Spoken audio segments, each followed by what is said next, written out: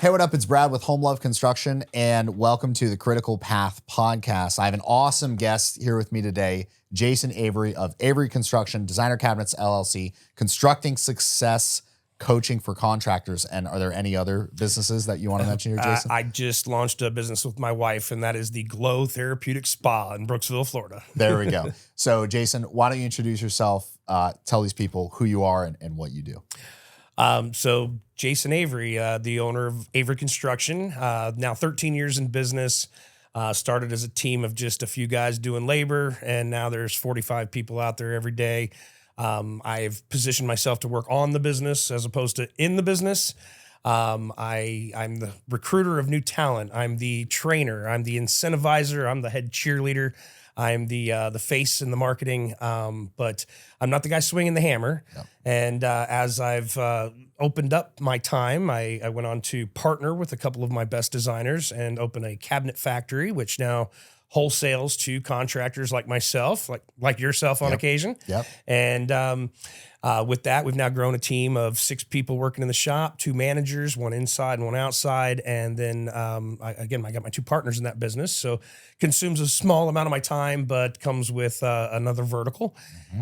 I do spend some time out there in the public eye. I'm doing some speaking. I teach classes for entrepreneurs about relationships and marketing and networking, how to become more relatable so you can become more referable.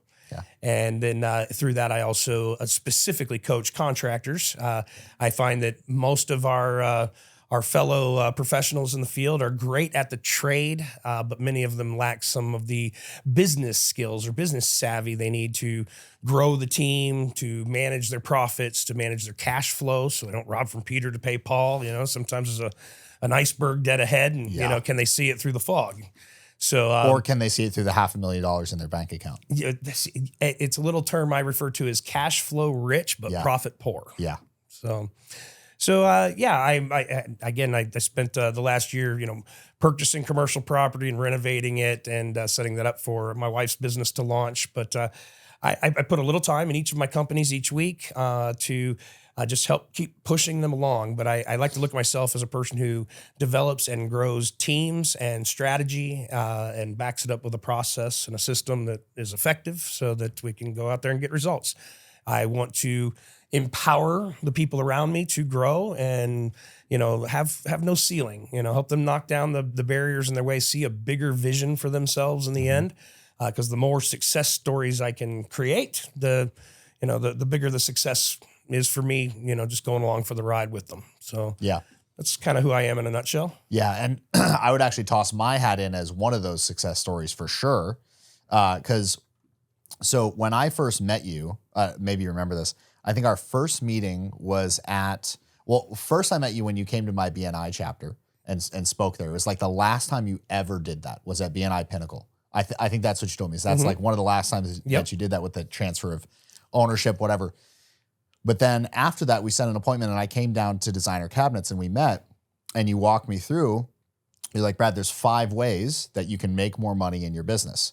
And it's like more leads, higher conversion rate, higher number of purchases, higher profit per, and then I forget the 5th one. What's the 5th one? So you're not showing a great example of this is a terrible the training that I gave you. Well, it doesn't matter because I'm doing it. It started with how successful you are. Yes. So no, but what are the 5? You were on the spot for this. Yeah. So the first thing you can do is you can improve the quantity of your leads. So more leads. Just more effort, man. What can I run more ads? Can I knock on more doors? Can I show up more networking? This is my favorite one, by the way. This is my trick. Is just more leads. I can get more leads. Shove more leads. Right, exactly. Yeah. More leads. More chances to make a sale. Now, closing more of those. Close ratio. Can I improve it? Can I change it? Well, sure. If I have a better pitch book, if I have more availability, if I have more 5-star reviews, more testimonials, if I have more professional looking men that have a better or quicker follow-up system, all these things contribute to getting a better close ratio. Yeah. Also, when we talked about the more leads, where did they come from? Because if they're leads off, just Google searches on the internet, they might have a lower close ratio as to getting more referrals, might have a much higher close ratio, which all has that impact on the total close ratio for the business. And then what's the third one? The next one after that, so your leads times your close ratio equals your number of sales. Yeah. But each one of those has an average. So how can you improve your average sale? Value of purchase. That's the one sale. I forgot. So there you go. So first it was I could do any job for anybody because I needed the leads. Yeah. And then it became, well, if it's less than $1,000, I really can't get involved. Yeah. Then it was an under 5 and under 10, under 15. We're in that 20-ish threshold. I don't want to raise it much higher because I want to include the small hallway bathroom because that might stem into 2 or 3 more bathrooms and a kitchen. Totally. So I want to keep that door open. So we'll still take a small job to us in the, just over 15 into the 28,000 range. Yeah. So, but by bringing up the bottom, you're naturally forcing up the top on the average sale. But could I also come up with ways to upsell? Could I have more offerings in the end? Hey, if you get this and, I'll give you that too for 20%, can you have some kind of an offering that will then increase your average sale through the, add-ons and change orders? Yeah. All right. Now, after we've controlled those. So that's 3. So that to this point in our financial statement, we've gotten to the top line, which is the revenue. And all those things we mentioned weren't on the financial statement yet, but the result of them is the revenue line, the top line on our income statement, P&L. The next thing that comes off of it is cost of goods. So that's our labor, that's our materials. And now in my cost of goods, I also incorporate my so now we're going to know what's the percentage you make off of that. Well, it's what's going to be deducted before we find out what we make. So we got to take away 2 different kinds of expenses. And so these are the other 2 you can improve on. You got the cost of goods, which is going to be any of those expenses that are specific to that job. I bought labor for Brad's job. I bought material for Brad's job. I paid my workers' comp and employer tax for Brad's job. I paid my supervisor to babysit that labor on Brad's job.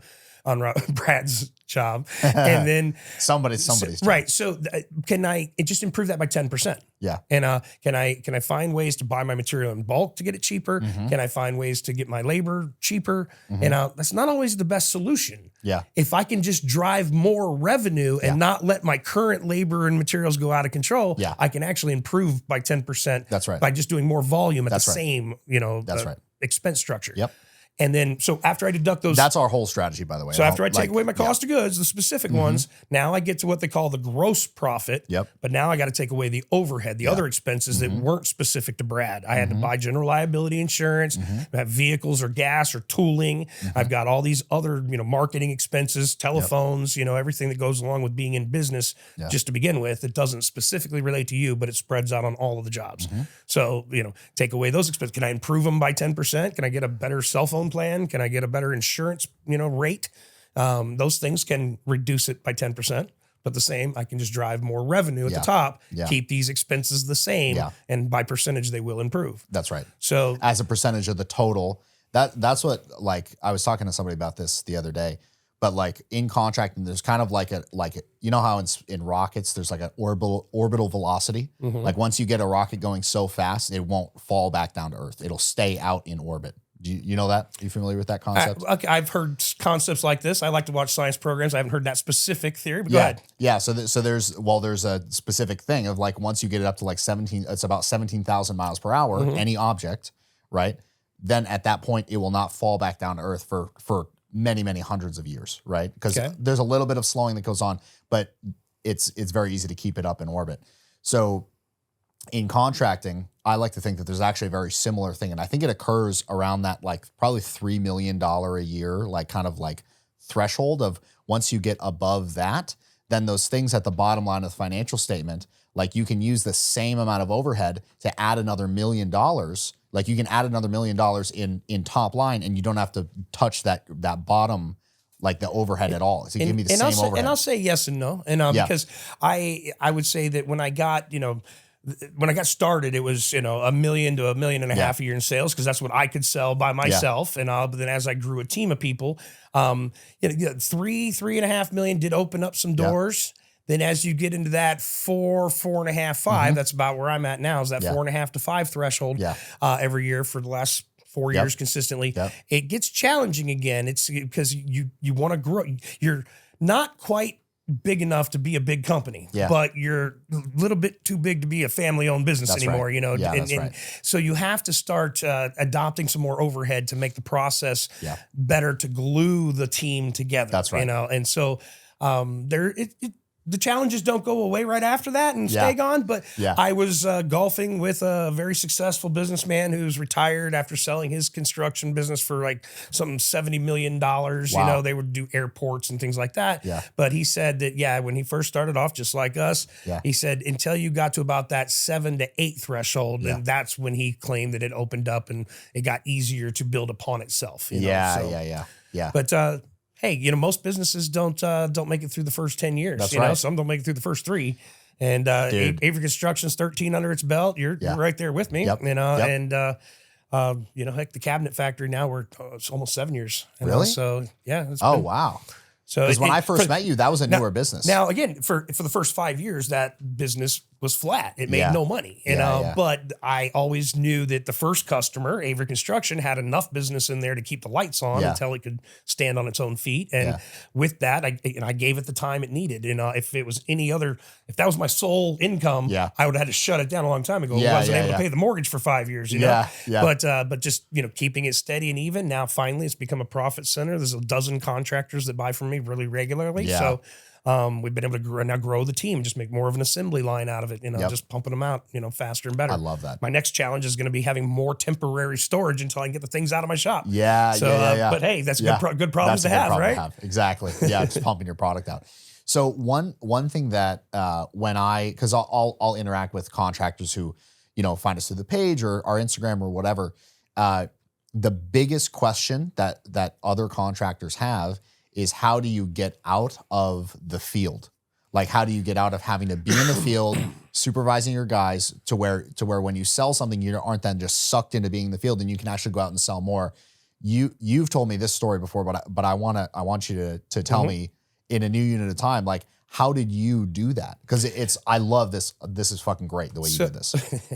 That's awesome being on a podcast. We don't have to worry. Do we have to bleep that out later? No, it's my podcast. All right. I say whatever the fuck I want. All right. I love it. So, well, when I first started, the way I view it is if you are the guy that's doing the work and then you're creating a very nice job for yourself, but you don't have a business yet. And when you decide that you're ready to... Let's highlight this. If you're doing the work, you have a job, not a business. Correct. Thank you. That job doesn't have a business. The idea of a business is I'm building an asset that could eventually be sold. That's right. Nobody wants to buy your job from you. And so if it sounds like I go to hard work every day, why would I want to pay you for that opportunity? And so it makes no sense. So the moment that you decide you're forming a business, you have to immediately remove yourself from the labor. So when I sold that first job under the Avery Construction brand, and it was about a 4-week project, and I took my son and I started working on it for the first 2 weeks, and I made phone calls every single night until I recruited and found that one team that was going to be the first Avery Construction team. And I put them on that job, said it's going to take you 2 weeks to finish this job. And by the time you're done, I'm going to have another job ready to go, waiting to start. And I already because I'd had other sales in the pipeline I'd been working on. I knew I had some things ready to close, and boom, I got them another job.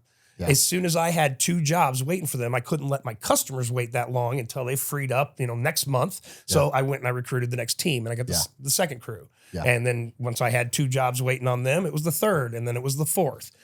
When I got to about 4 crews running, and I'm the guy doing all the marketing and all the sales and all the project management, I'm back to doing 60-hour weeks again. I'm busting at the seams. I'm not following up on leads as good as I should. I may be losing opportunities. So I've just diminished the return on all that marketing effort being at the home show. And so, you got to see that, recognize that, and then realize, okay, what am I going to do to start freeing up my time? You could start with just remedial tasks. And if you're standing at the fax machine faxing people their estimates, and you could have paid $15 an hour to do that. I implore you to pay $30 an hour and have an expert doing it. You're still saving yourself money by not doing it personally. But I'd been to some training. They gave me a task. It was called How Are You Phone Calls. Today, I had to go home for 2 hours and just pick up the phone and call people I hadn't talked to in 3 months or more. And in the process, just see what comes of it. Don't have an agenda, just see what happens. Yeah. And you'd be amazed at doors that open you don't even know exist. Yeah. So I called an old subcontractor of mine I worked with at a former company, hadn't talked to him in 2 years. Yeah. Hey, Keith, how you doing, buddy? And he says, oh, man, I'm working in this shower right now, and my elbows and my knees are getting too old for this crap. Oh, wow. No kidding. You know what? I'm buried under estimates right now. Would you like to run some leads and just give people some quotes for me? And, I don't even want you to be a salesman. Just give them a quote, see if they like the price. If they think it sounds interesting, invite me to come back with you and I'll help you be the sales guy. Yeah. And I'll convince them why they want to hire my company. And he says, let's have a beer. So we talked about it.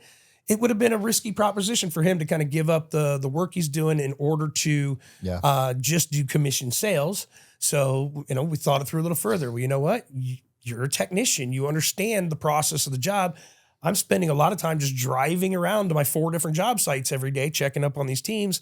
And if you could go drive around and check up on them for them, I can afford to chisel out, 2.5%, so give you a little piece of it to just keep them kosher, keep the people happy for me. And if they get troublesome, get me involved. I'll help. But, make these things go as smooth as possible. So by giving him a piece of the management and a piece of some commissions on sales, which really I helped him close all the deals, I get back all my time now. 100% of that driving around.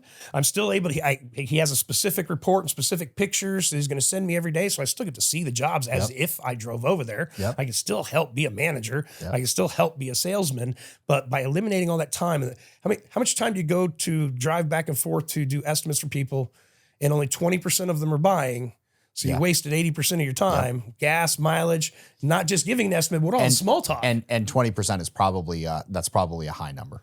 That's on better quality leads. That's if you're crushing it. Yeah, across the board in my company, we started at about a 15, and we right now we hover around 17 to 18. Yeah. Wow, that's really good. The uglier leads are more of the 10%ers, and then the better referrals can be 25 to 30%. Yeah. That fluctuates all the time of year, totally. and at how well my team is doing it. The specific tracking of the results of where everything came from. It's a constant effort as the owner to keep that data accurate, so I know where it's really coming from. But all in all, it's once I got him on board, I had 100% of my time back. It was kind of scary. I thought, my gosh, he's making all this money that I should be making. Kind of what am I going to do? In the back of my mind, I was telling myself, well, if I have to go get a pizza route and make my bills, I will do that because I'm still making money for him putting in all the effort. Yeah. And surprisingly, within 2 months, we doubled our revenue. Yeah. And because now I had more time to be more out there networking and marketing, finding more opportunity, more leads. Yeah. And with that, I was getting a lot more referrals. So it's higher close ratio. Yeah. I was able to go cherry pick and run the referrals I wanted to on my own, close 30% of the time. And then, have him weed out the 80%ers to get me to the 20%ers to help him close 15% of the time. Yeah. And, so now that opened us up, a couple more crews. Yeah. That's when I got the next salesman who came to me. Instead, the first time somebody's now looking for me instead of me looking for them. Yeah. And it's because I had looked for him in the beginning and he didn't want any part of me. I was too young, too new. Was I going to make it? He didn't know. Yeah. But now he saw the first guy making money and he wants some of the action too. So now when he comes, a couple more crews get added. Then I got the next saleswoman who I'd also worked with in the past. Now she wants in on the action. Once I got the 2 salespeople, now the first guy becomes production only and we're going to get you a helper. Yeah. And so I got 2 people on the production side and 2 people on the sales side. Now it's like an insurance policy for me as the business owner. If one of them ever decides to leave, I've got the other one to hold down the fort until I don't have to dive right back into that job and be totally distracted from my mission as a business owner is to find talent, incentivize them. If you're hiring the right people, they make their own wage. So you could hire all day long, you know, if you just get the right people who can help you make opportunity happen. Yeah. And then treat them super fair. Yeah. There's an Elon Musk quote that I love, and he says, train them so they have the ability to leave you, but treat them in a way that they won't want to. Oh, wow. I love that. That's kind of the philosophy. Nobody's punching a time clock. Nobody's, subject to specific hours and you're gonna have to miss your kid's t-ball game. Yeah. Everybody can take a vacation whenever the heck they want, as long as the job is done. My CFO, I might not reach him during banker's hours sometimes when I want to, but I can see him sending emails and doing my financials at 2 and 3 in the morning. Whatever, that's his schedule. It gets things done. Yeah. And so, just empowering people. We went through an exercise with a coach and It was, we came up with an acronym called PI, which represents our core values. PI stands for performance, integrity, and empowerment. And the empowerment part, it's to our customers, empowering them with the information right up front, having a detailed, itemized budget, not hiding behind a total price and they don't really know what's what. You know, how can they be involved in the decision-making process unless you give them a better education about what they're getting themselves into? Empowering the team in the field. Don't pay them salary. Don't pay them hourly. Hourly. I'm so glad you brought. I knew we were going to get into this, but yeah. So one of the first things that we changed when I saw you doing it, that basically blew off, basically had all of our current staff, like hammer swingers, quit, which is a good thing, is we changed from hourly to piece rate. So talk about that, because I saw you doing that and you explained like what you're probably about to say, and I was like, okay, done, sold. Yeah, well, again, when you pay people hourly, and inherently the clock gets milked. And it's not because they're incentivized. It doesn't even. Well, it could be that they're incentivized to milk the clock, and you got some crappy employees that are taking advantage of you. Well, but it can even be your own fault. What if the materials didn't show up for 2 hours late, and they're sitting on buckets waiting? The clock is still running, and because you're not going to send them home for 2 hours. So those things are going to happen. So it's not fair to the business owner, and we start to see our margins diminish.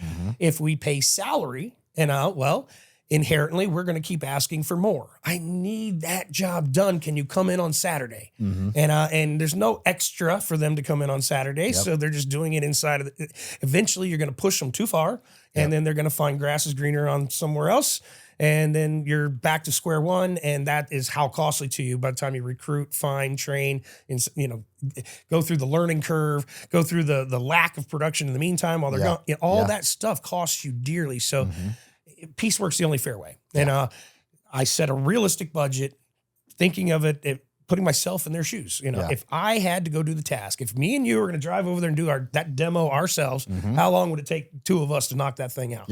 Could we do it in 1 day? Would it take us 2 days? Okay, if it's 2 days for the two of us, that's 4 men, 4 days we're going to call it, and then just average it out per man per day. And on the beginning, it used to be a couple hundred, and it was 225, 250. With inflation, we're up to about and this is a now. Construction podcast, so we're not politically correct here. They're man days, okay? Yes. They're not non-binary gender days. They're man days, okay?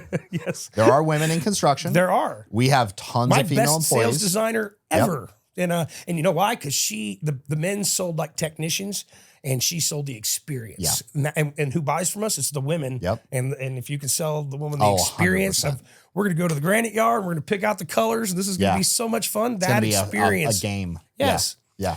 So, but empowering people to have no ceiling. And so if you pay the piecework now, I've got $1,000 budgeted for the demo. I don't care if it takes you 1 day or it takes you 3 days. It still costs $1,000 to me. And if you're the guy that wants to bring and train and develop extra helpers to get it done faster, then you can start taking more than one job site, and you can make a lot more money. You get it done in half the time.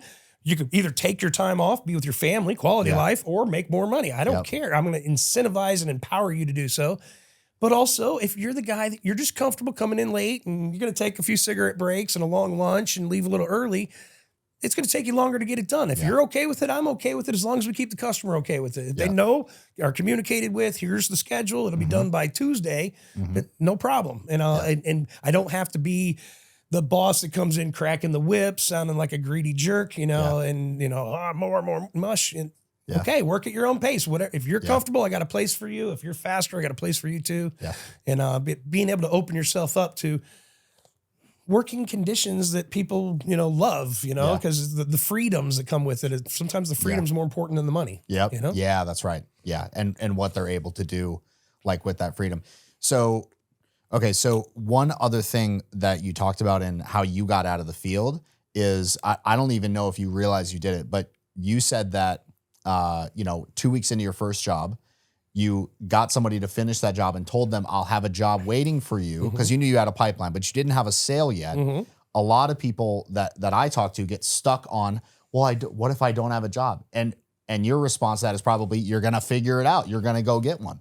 So you committed first and then figured out how you were going to do it. If I didn't have a job, I'd have to tell that crew, you know what? I don't have a job yet, but I got one close, you know, but either way, I'm going to I have to have confidence in myself.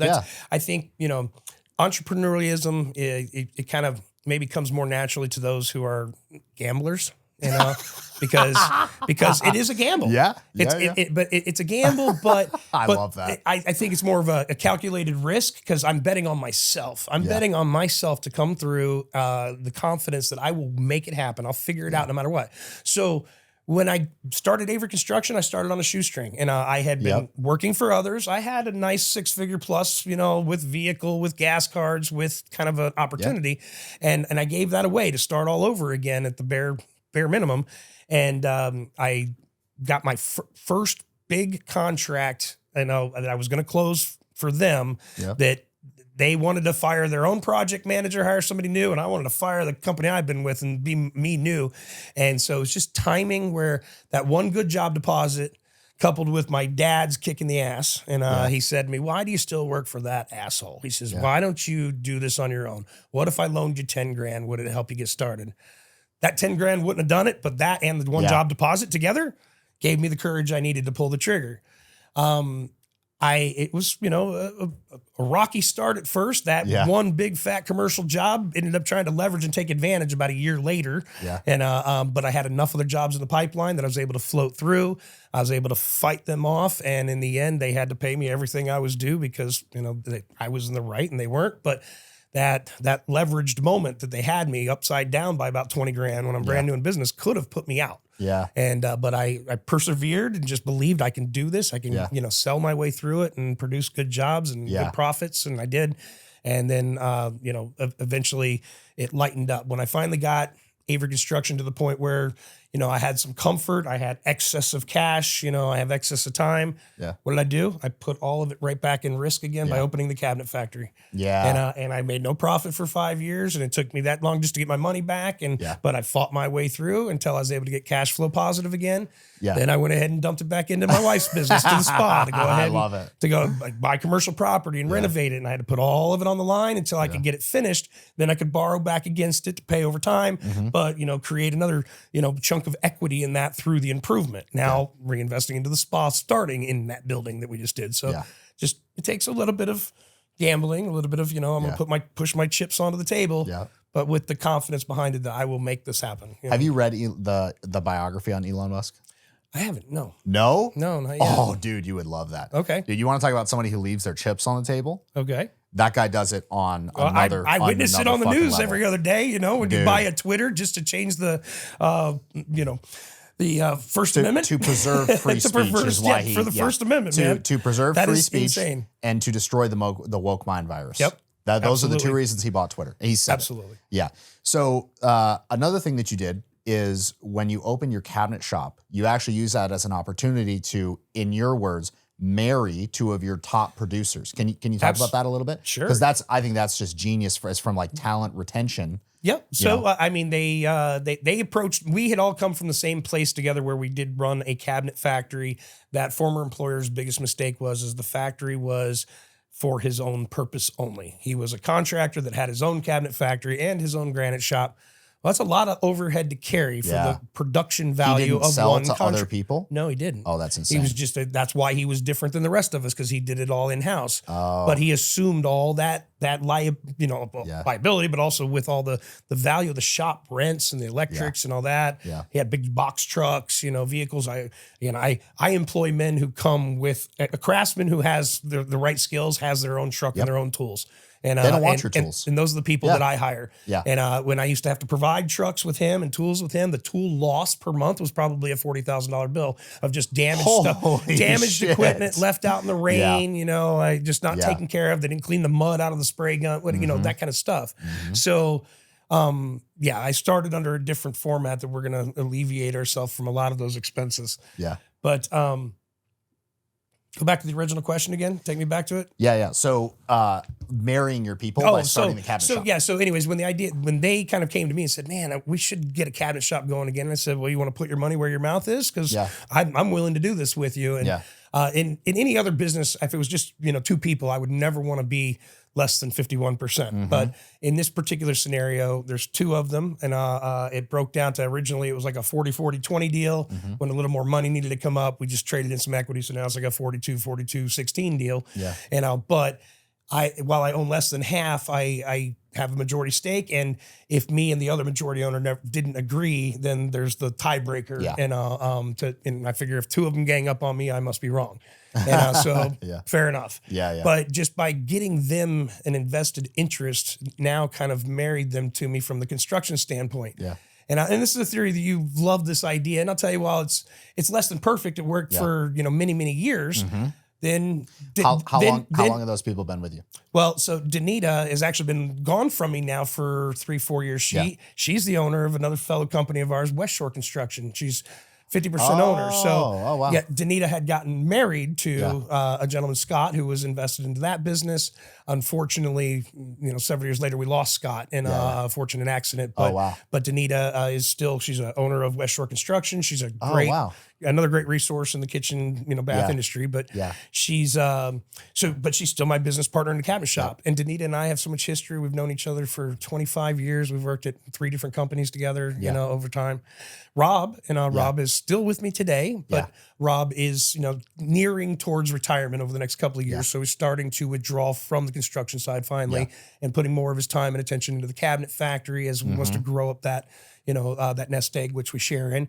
But still the principal idea, I think, where you were going after and what I believe in is that I want to grow the people around me to whatever height it is, including their own business ownership. It doesn't mean I have to give away equity share in the things that I've already created. Right. But why can't I open up more new and even better opportunities for them to share? So I tell my staff this, the younger staff coming up, is that I want you to be with me forever.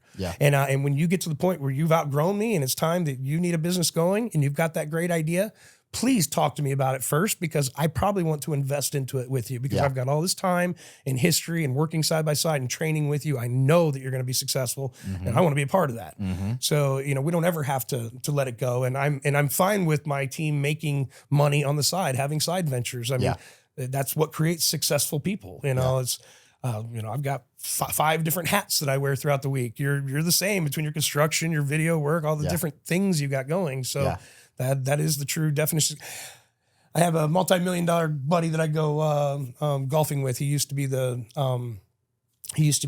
president CEO of GNC. Back in the days when GNC was over 55 a share, et cetera, et cetera.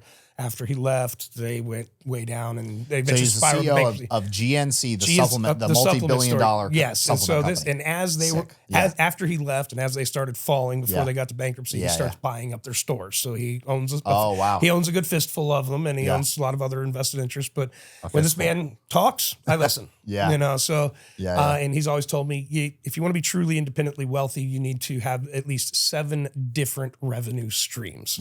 And because at any given time, 1, 2, 3 of your streams can kind of fall to the wayside, or at least be temporarily paused, and then you need those others if you want to be truly independently wealthy to the point where you can get to being self-insured, and then you're reducing your expenses by the way you're pooling, and there's ways that you can leverage that.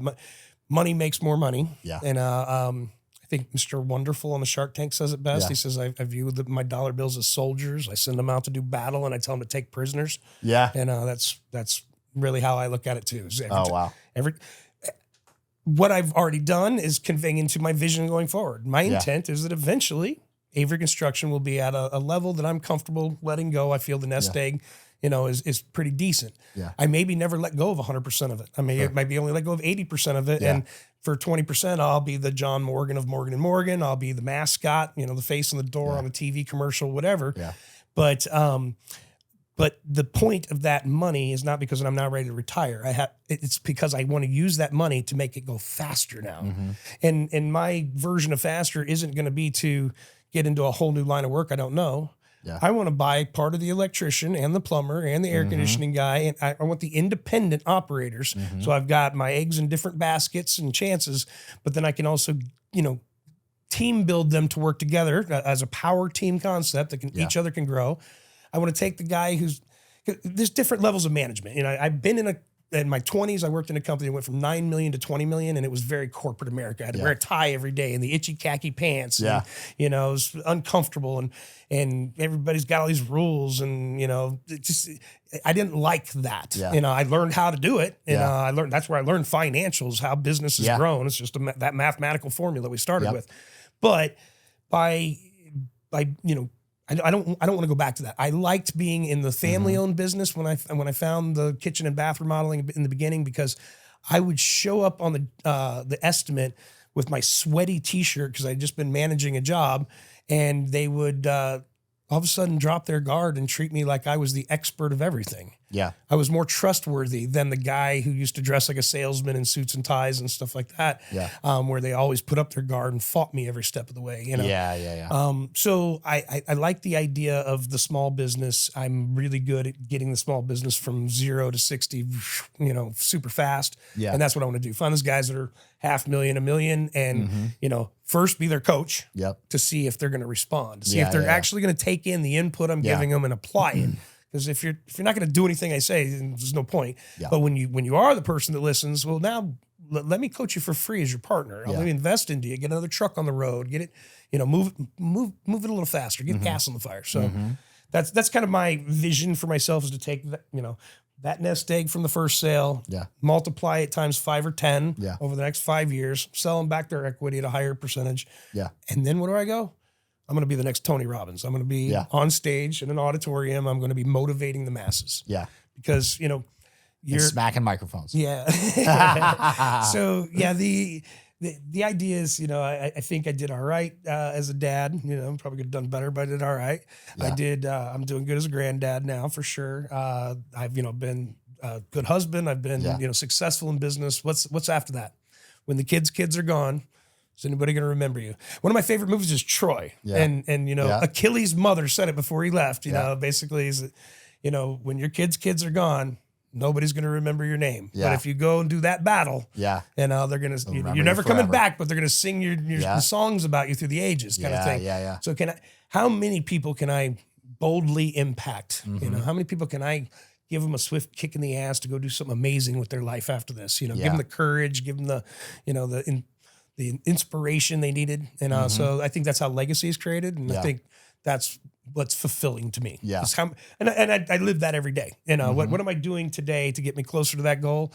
And I sit back at night before I go to bed and I think about it, whose lives may have impacted. I did have a conversation with that young kid. And man, when we left that call, he was all kinds of fired up about what he was going to do next.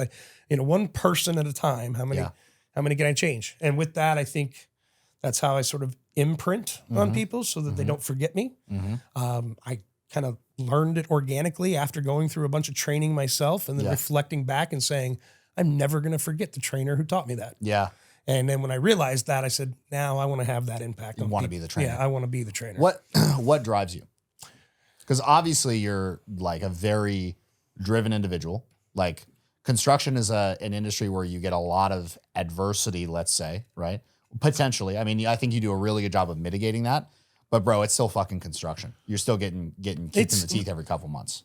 So the process is what kind of protects that a little bit, because in our world, we're going to start by tearing your house apart. Yeah. And actually, I've got a book on this, and it's called Constructing Success. Phenomenal book. The Blueprints for Referral-Based Business. I've read it twice.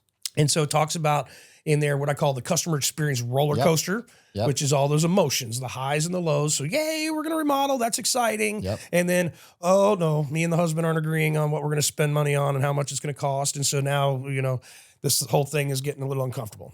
Then, yay, we contracted it. But then, oh, crap, now we got to pick out all these other parts and it's uncomfortable again. All these things are costing more than I wanted to spend. And, they take too long to receive them. It's not going to start yet, whatever. Yay, we start. And then, oh my gosh, you tore my house apart. I can't find anything. The floor's dusty and it's cold on my bare feet at night when I'm getting my midnight snack. I got to lift the plastic off the fridge and the dust is falling. And I'm making my coffee on the bathroom vanity. It's just, and then, there's paint on the wall. Oh, there's light at the end of the tunnel. But then, oh my gosh, it's taking forever to finish all your flooring and trim outs and cabinets and countertops and installs.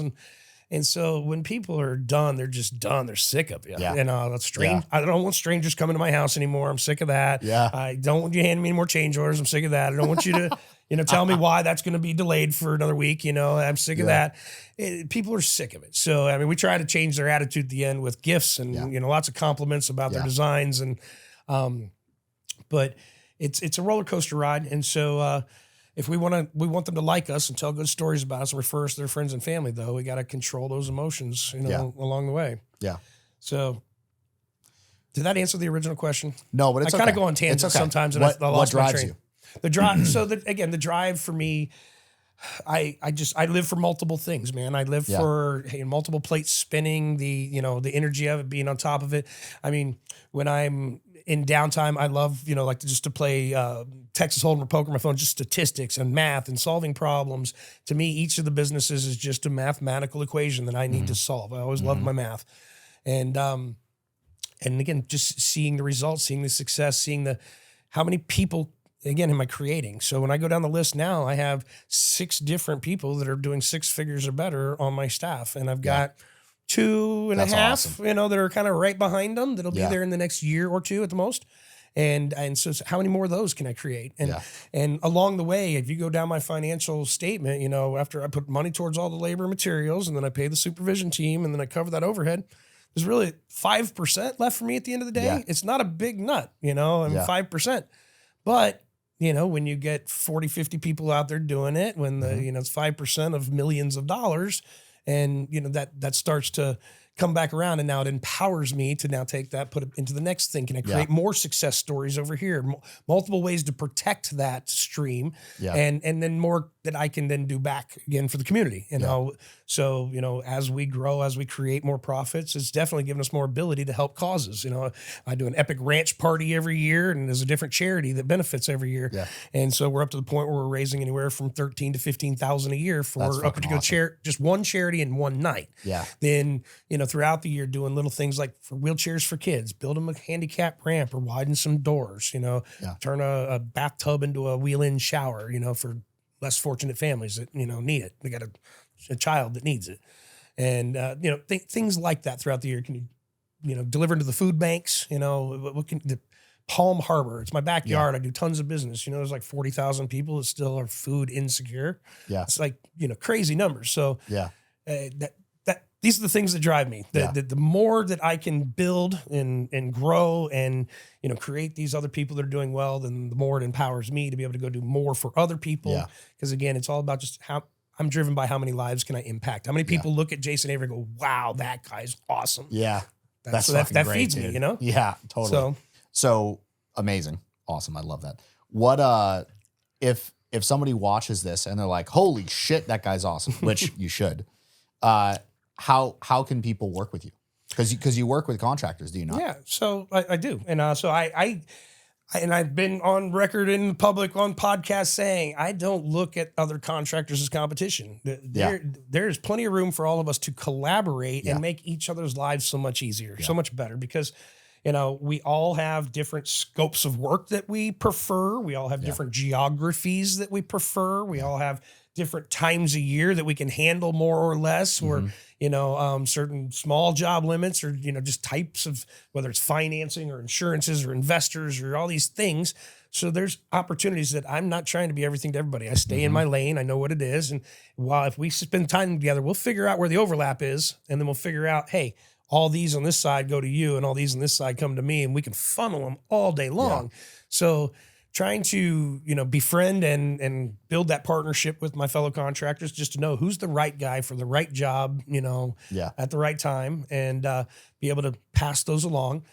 With that, the collaborations through the cabinet factory. I'm providing a product at a wholesale to my fellow contractors so that they can make the retail sale. So there's money to be made on those products. And the name of the cabinet company is Designer Cabinets LLC. Yeah, designercabinetsllc.com. I mean, we want to check that out. Averyconstruction.com if you want to go to the other side and see where I'm at. And then, if somebody needs a little help, the number one thing that just an icebreaker as a coach, and this is kind of where we started years ago, is just budget. How do you budget your job? Because some of these younger, newer guys are coming into the trade having to round up 15 different subs to get a price together. It'll take them a month to tell the customer what it's going to cost, and that customer already hired somebody by then. Yeah. So you got to get information out there, and you got to get it there faster, but you got to do it accurately, because there's the other half of the contractors that don't really know what it's going to cost them, do a little too much guesswork, and get themselves in trouble, which they're now going to have to beat up the customer for change orders later. Yep. It might have sounded sexy to the customer up front because your price was really low, Yeah. but was it because you were being shady on purpose, or you were just ignorant and didn't realize half the costs that you had in there? Yeah. And so, you know, I developed a structured method of just tracking what all those things are, duplicating the same stuff over and over and over again. So it's no guesswork. We know exactly what it is. And so I like to show that philosophy to people, just get them started on it. Because if you're my fellow contractor, I don't want you undercutting everybody and, you know, just for the simple sake that you didn't know. You know, let's teach you, let's get you up to speed. I'll show you what I'm charging. I don't have to hide behind it. Yes, you probably can do it for less if you have less overhead than me, and that's fine too. I don't care. You'll win your jobs. I'll win my jobs. You know, we'll appeal to different people. But you got to price it right from the beginning, because when you don't, and then you got to beat up the customer with the change orders, now they're upset with the process. And now our entire industry is suffering when they're talking about it on the news. Big bad contractors taking advantage, blah, blah, you know. That stuff's horrible. You know, we need to band together. It hurts all of us. Understand it makes it harder for all of us to sell. What is the industry value? What is fair? Let's be fair to the customer. Let's be fair to us. I have a system that prevents anybody on my team from ever being able to gouge. You know, but I've eliminated the negotiating too. Same. You could tell me you're a veteran, or you're a senior, or, you know, you're of a religious, whatever. It doesn't matter to me. Everybody's going to get my best price. That's right. Everybody. And that's the price I'm willing to do it for. And if you don't want to work with me, that's okay. And no problem. I found that if I have to convince the client, you know, why they should work with me, if I give you this much off, will you work with me, please? If I have to do that, it's not going to go well. If I get the sale, I'm going to suffer for the rest of the life of the project. For every little detail that comes up, I'm either going to be expected to discount it highly or just throw it in there. And that's not how this works. That'll kill you. I'm open book. It's fair. There's a spreadsheet. It's in there, or it's not. You know, we can take things out. We can add things in, you know, but just fair to you, fair to me. Yeah. Love it. Dude, thank you for being here today. This has been awesome. Yeah. Really, really good. I love hanging out with you, Brad. Yeah. We're going to get our golf date set before I get away from you. Before we leave. Good. All right. Jason, thanks so much, man. Appreciate you being here. See you in the next vid. Peace.